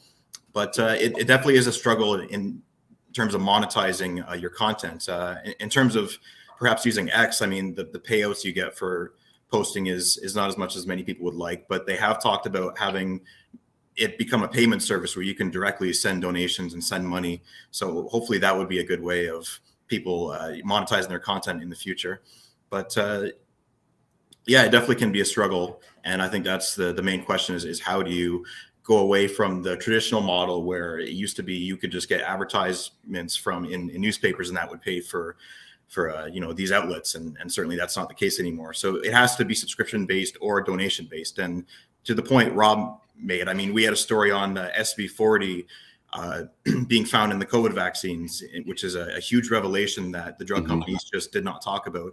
And we had people complaining that they couldn't read the story because they had a paywall. And that's the point. Like, you have to pay for these things. You have to support content that you enjoy, and it should just come naturally that if you see somebody who's doing good work online and that they're spreading the truth and they stand for what you stand for, then you should just drop them $5, drop them $10. Like, it shouldn't be that much of a burden, considering the things that we all spend money on, the frivolous things that don't have real value compared to factual information and true information, which is a huge asset to have in a state like this. And just to go back to what Robert said, I do agree with the idea that everybody's going to have biases and we can't escape them. And I try to be upfront on my Twitter account with what I believe in, and I get into some opinions that I have. But I also think too that it shouldn't prevent us from seeking out that other perspective, because number one, it's great to have a conversation with two people with that is respectful and informed, with people that have two different perspectives. Like, that's some of the most entertaining journalism you can get, as opposed to just having people in an echo chamber sometimes. But also it can be dangerous to only have one set of information and to completely neglect any other sources. So I find this fascinating, but I like the story of Romana Didulo. So she believes that she is the Queen of Canada and that the federal government of Canada no longer has any sort of authority, and you don't have to pay taxes. You don't have to listen to the police officers. And there are people who follow this woman who have stopped paying their taxes, stopped paying their rent, and they believe that these decrees that she puts out that, under the authority of the Queen of Canada, have any actual legal merit. So these people have essentially walked off of a cliff because they have neglected any other sources of information to tell them that this woman is insane and that she actually doesn't have authority. So it is, while it is good to have these biases and to understand that, you also need to have a plethora of different sources of information at times, even just so you can reject it and say, well, that's crazy, and I don't really need to believe in that or listen to that. At least you heard it in the first place. So it is definitely a balancing act. But in terms of biases, I mean, we're not all robots. We're all going to have these, and I think it's good to admit that we have them and to be upfront before we present our information in journalistic form.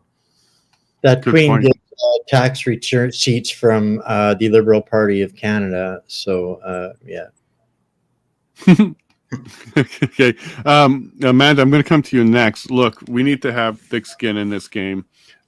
We got to be able to take the punches. We got to take the hate. We got to do all that. We make mistakes, all that kind of stuff. In fact, just recently, somebody told me I should maybe move my microphone. There it is. I actually moved it and figured out how to do that. So that's cool. We got to be able to take criticisms, compliments, and suggestions. It comes with the territory. You got to be able to do that. But one of the things that a lot of people, first, I'm going to back up a little bit. Politics is downstream from culture, for sure. And one of the things that we've done culturally when it comes to media is we have allowed ourselves to develop into a culture where we shoot the messenger. We will make comments about the CBC. Hey, we hate them. You guys are garbage, fake news, all that kind of stuff. We're shooting the messenger. We're going after the messenger there. You don't have to agree with CBC or not, but you're attacking the messenger instead of the message. And we now have a culture where that's kind of the norm. So this is kind of why we get attacked so quickly. And I think what people have forgotten, and even us sometimes, is the mental health aspect of this. We are humans. We're humans struggling, doing our best. We got families, we got stress, we got financial issues, we've got things you never anticipated popping up, and it will take a toll on the mental health of people. And we sometimes forget about that. We need to talk about it. We need to work with people, and we need to be honest and open about even that, our own frailties, because we are human. So for you, I know I have to work on this like daily.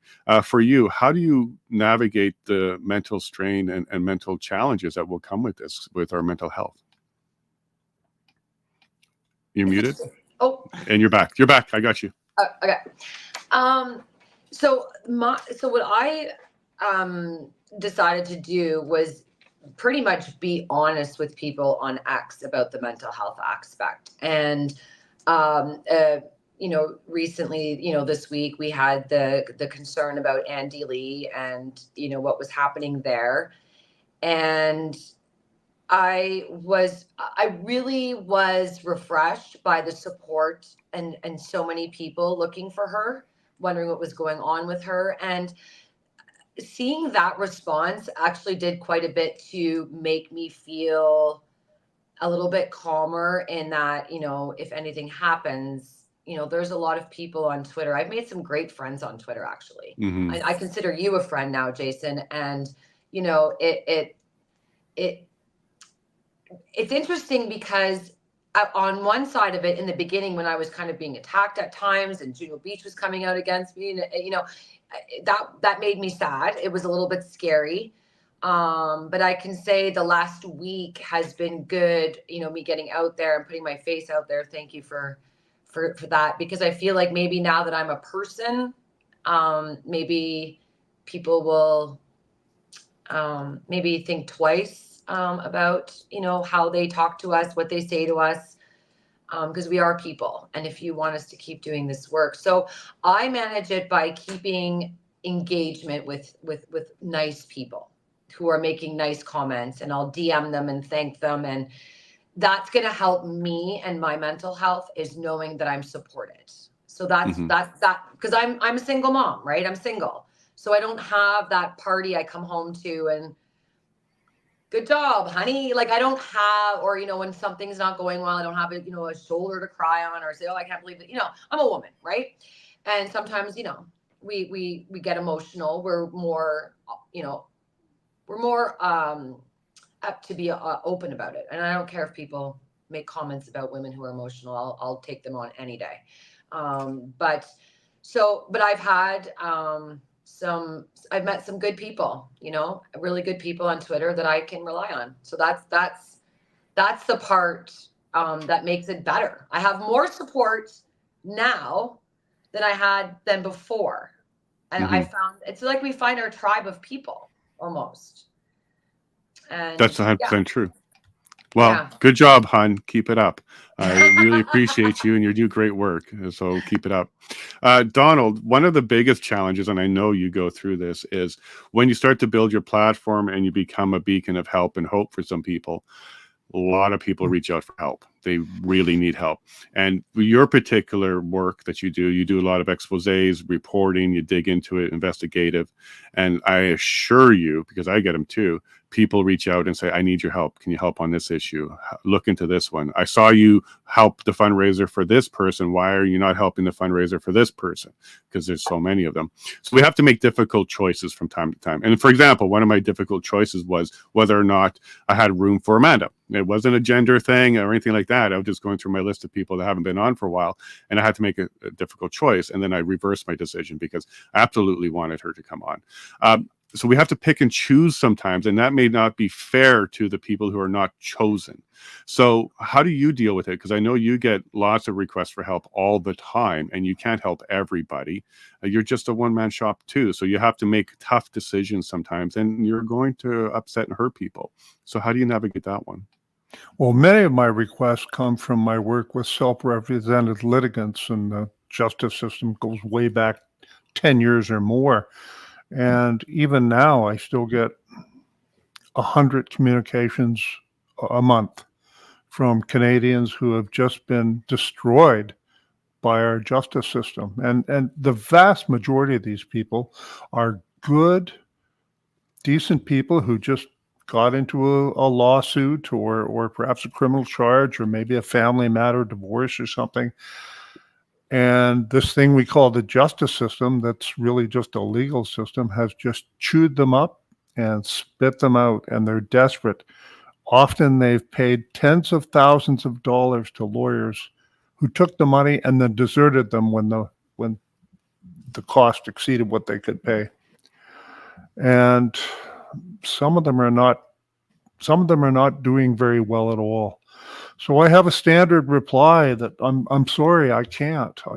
I just can't. If I had a staff of 10 people, that wouldn't be enough for the people who are reaching out to me about our failed justice system. So there's that. And then there's my new work as a journalist. So you can only do what you can do. I've have a couple of stories coming that I'm going to pick up in the new year. I think they're large enough that they impact all Canadians, although they are about certain people and what's happened to them and their families.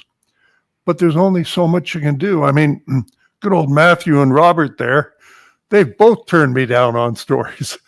But there's only so much you can do. And we all know that. Yeah, absolutely. And that's only fair. And we never take it personal. Like, to anybody that's received an invite from me and you didn't respond or couldn't make it, I never take it personal. I always extend an invite. And if you can make it, great. If not, great too.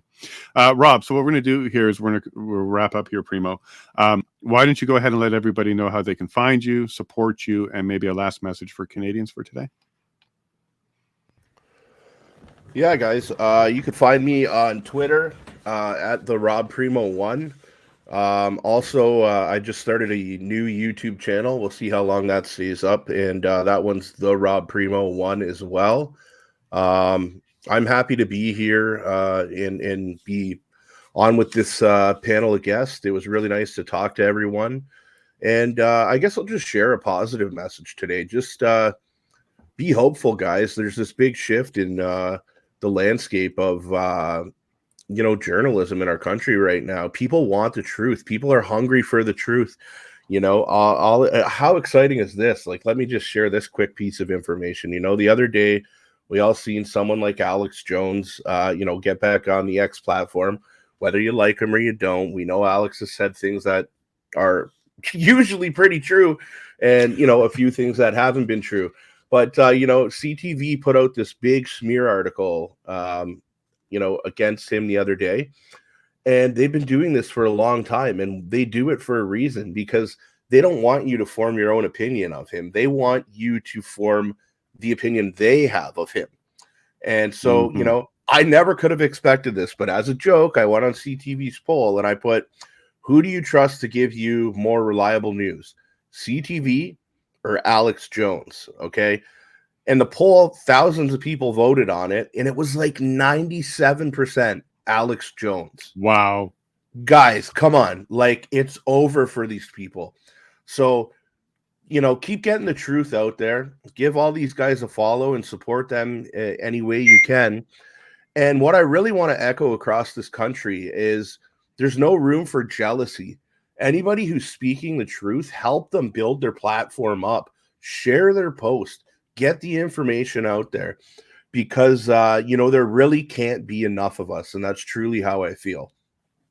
Yeah, and I agree with that completely. That's why I do shows like this. And this is why I encourage people like Amanda and others to get in front of the camera, because we need more. We need more people, more voices.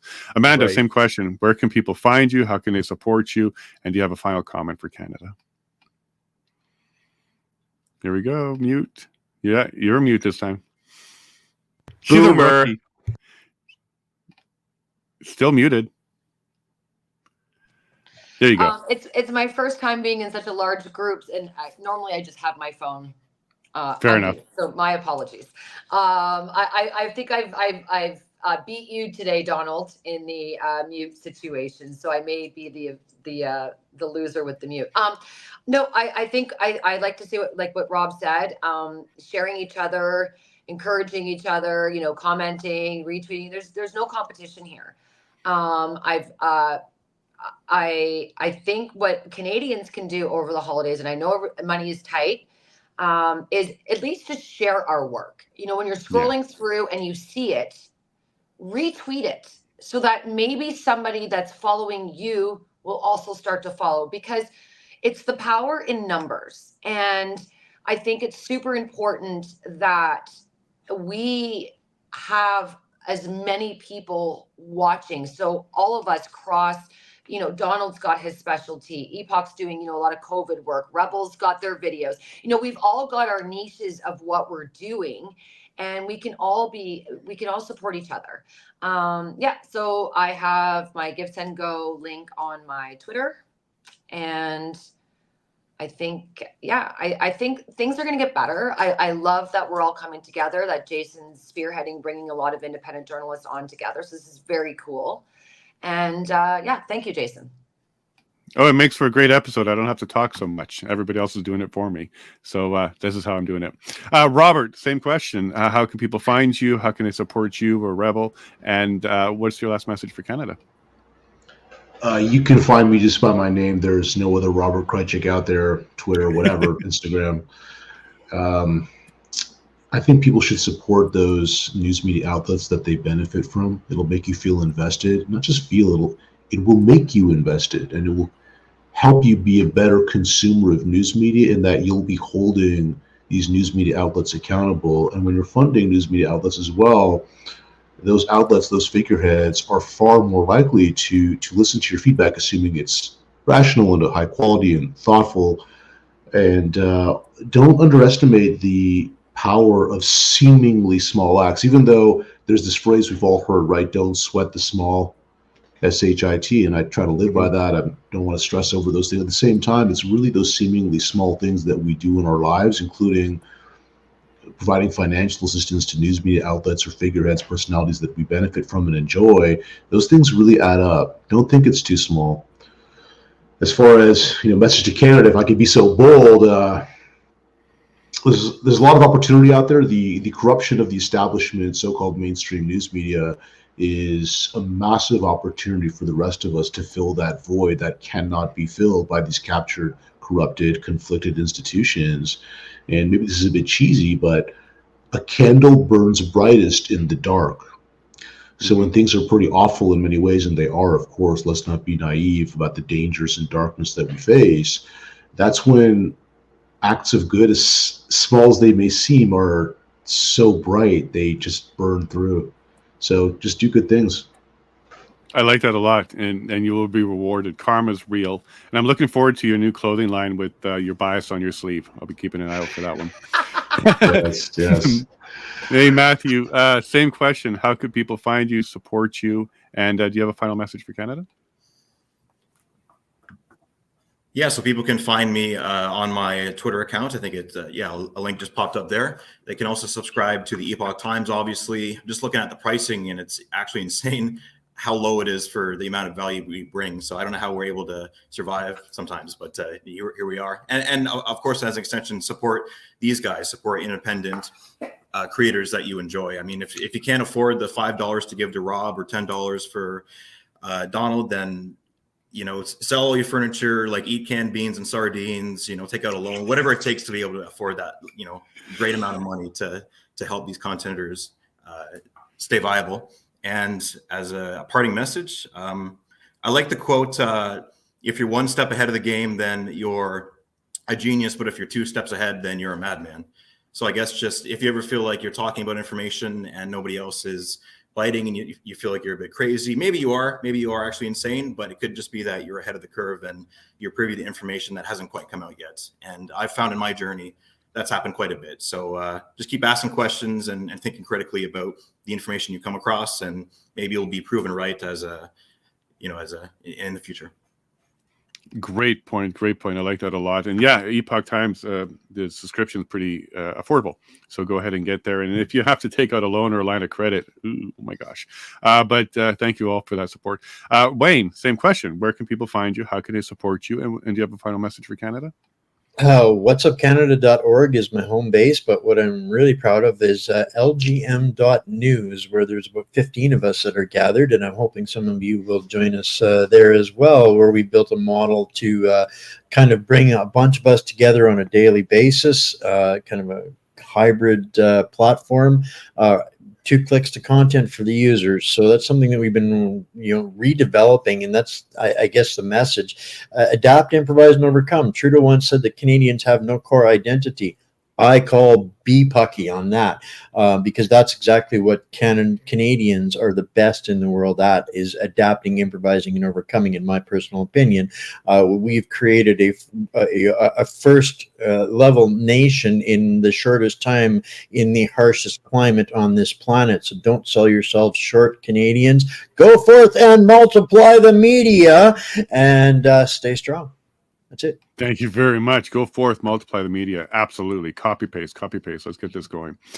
Donald, same question. A lot of people know where they can find you and then support you, but let's go ahead and have a final message to Canada.